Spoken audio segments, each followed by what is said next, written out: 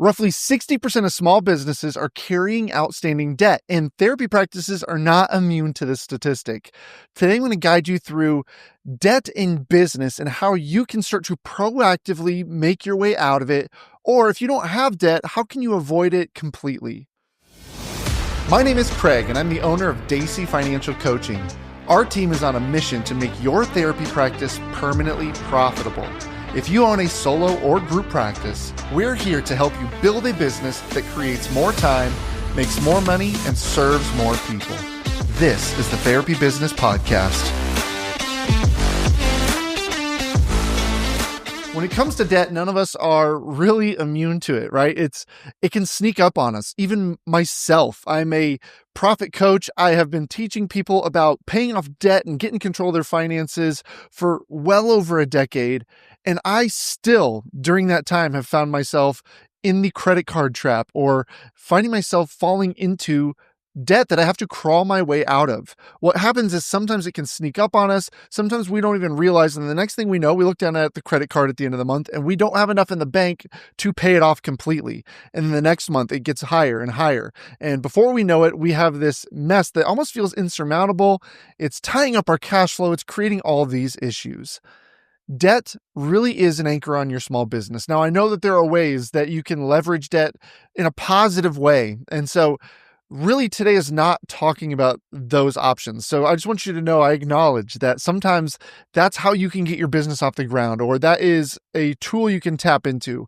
However, most of the time it's not done the right way, and it ends up being this anchor on you and your cash flow. It's borrowing from future revenue that you then have to service later.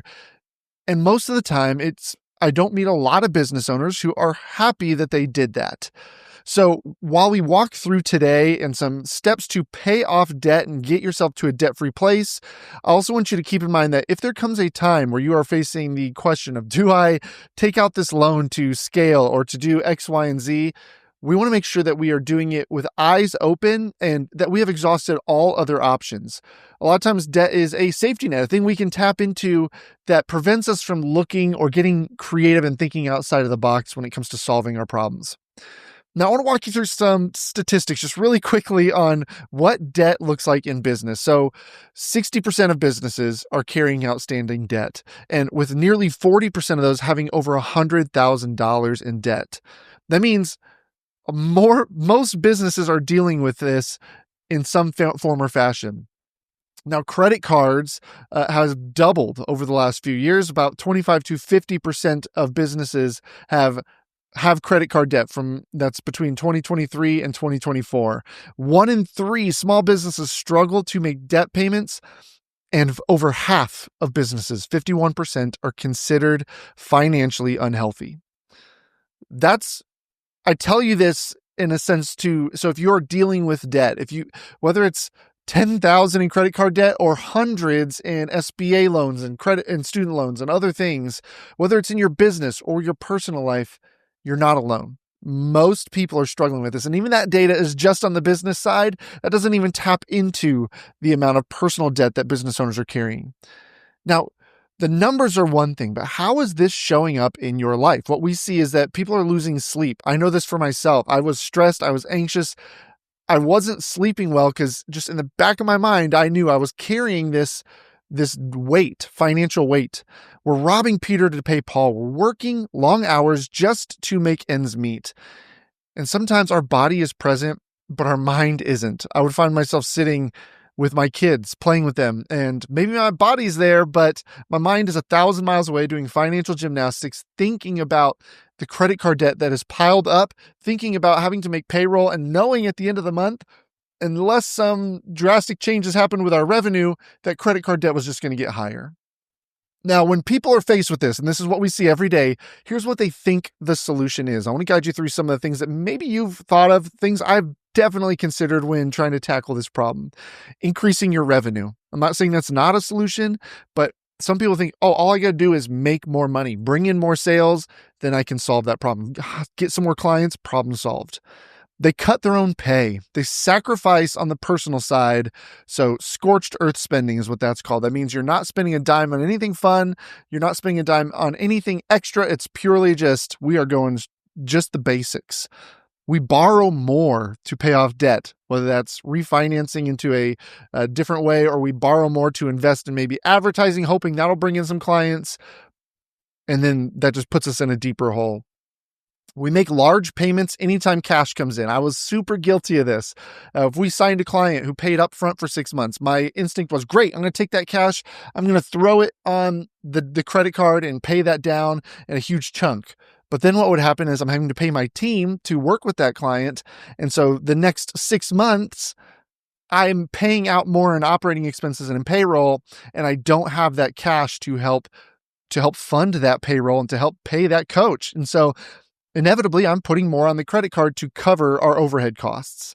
And then we find ourselves penny pinching. Now, this isn't the solution. And I know, going back to the revenue piece, more revenue just doesn't always work. Just because we're bringing in more sales doesn't always solve the problem. Now, I think it solves a lot of problems, but truthfully, we have to have something in tandem with that. So the things we're going to talk about today, we have to have some kind of game plan system tied to that revenue piece. And in fact, we've had clients in the past who, if we looked at their numbers, and literally if they were to sign another client, they were going to be further in the hole.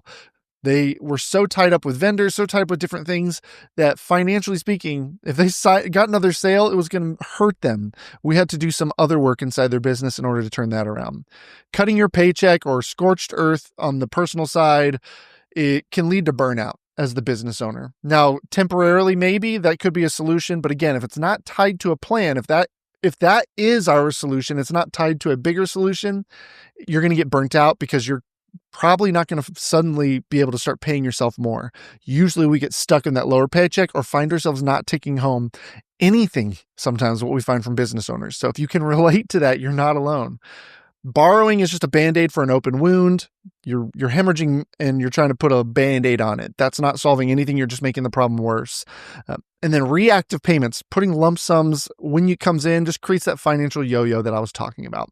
So I want to guide you through some steps that you can use to put into place to pay off debt. Step 1 is to be proactive. That is the problem. Our natural tendency is to be reactive, especially when it comes to debt or anything with money. When money's good, we spend. When it's not good, we stress. When it's tight, we are freaking out. We hold money in. We are scared to spend a dime on anything. So we want to be proactive. What are your goals? What are you trying to achieve? We want to know where you're trying to get. And part of being proactive is knowing what phase of business are you in. We believe there are 2 key phases of business that we kind of cycle through. So some years we're going to have what we call foundation years. And then some years we're going to have growth years. Foundation years are the years where growth really isn't the priority. We are creating necessary systems in order to grow. We're creating a solid foundation so that our business can handle the growth that could come in. What that might look like is building your team, hiring some people to then be able to support more clients coming in the door.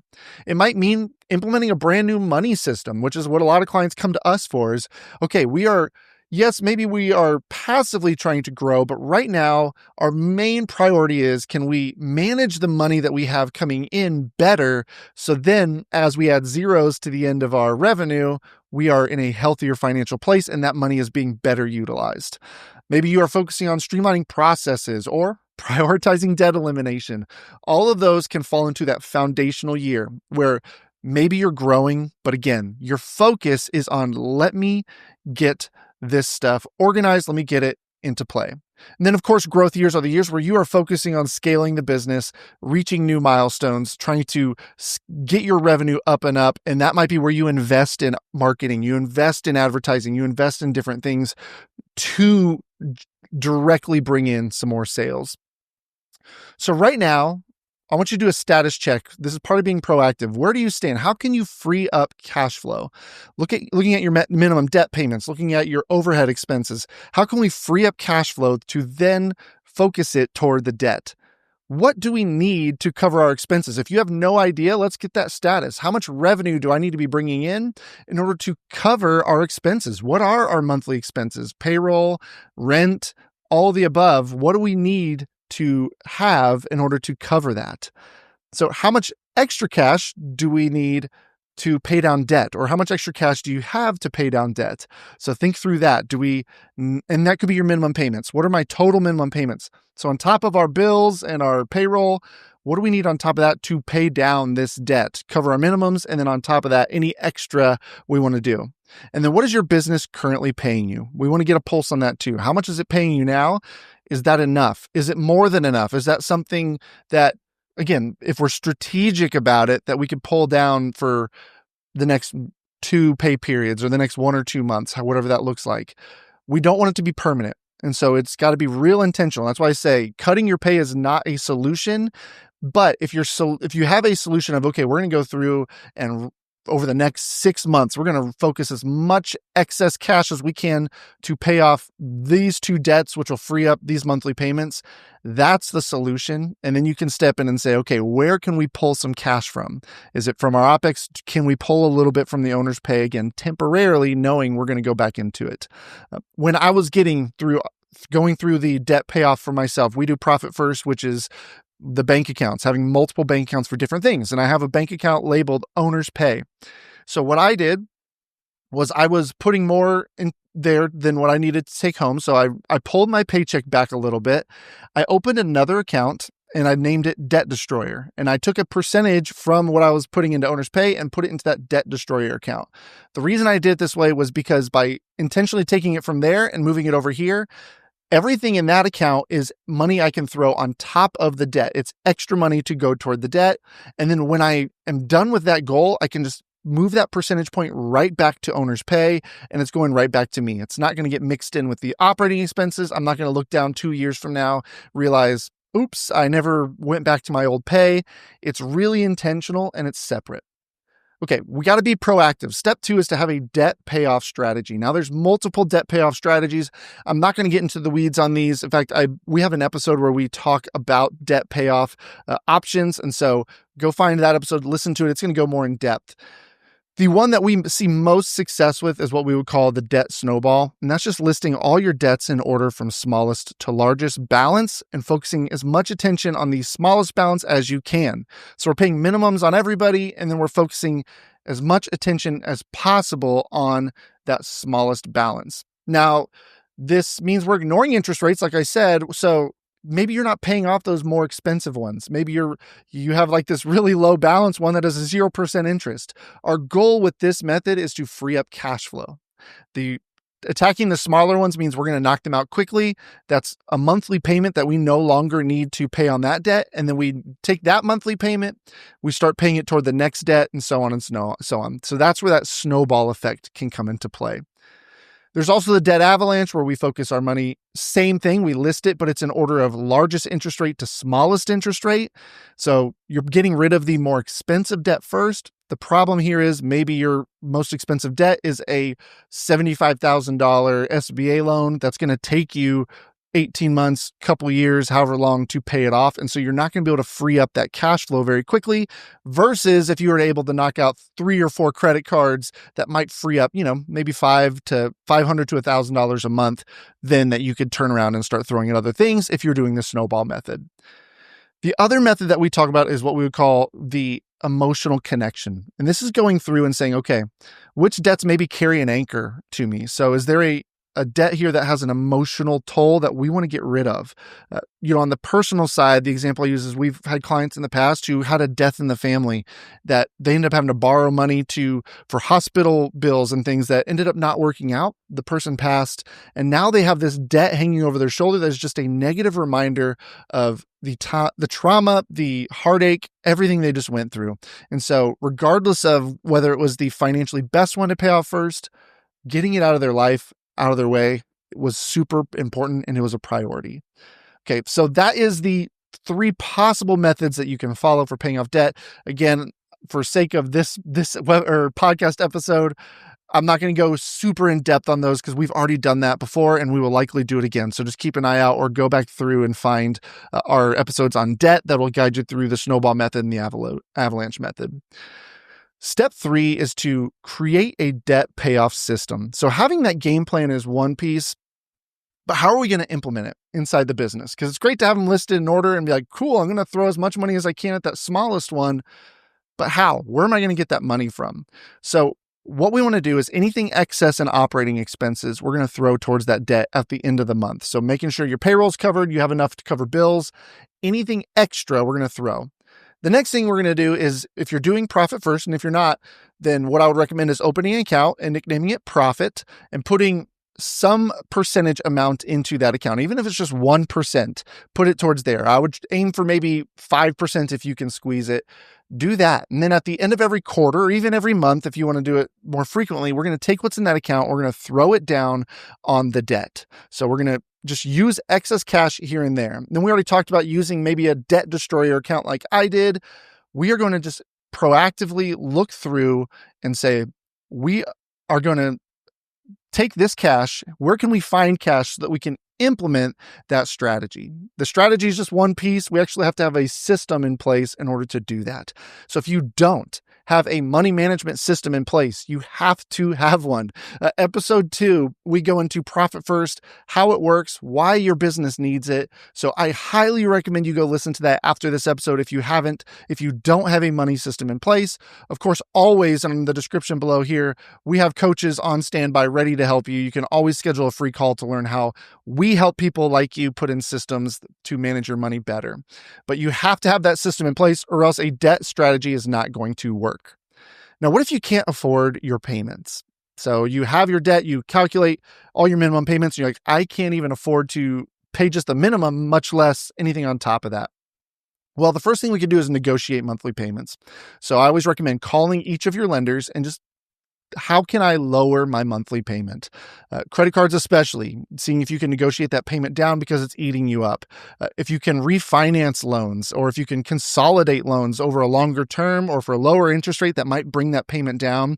We want to focus on reducing payments so that you can then not only cover everybody and make sure that everyone's taken care of, but also have excess cash to funnel towards those debts.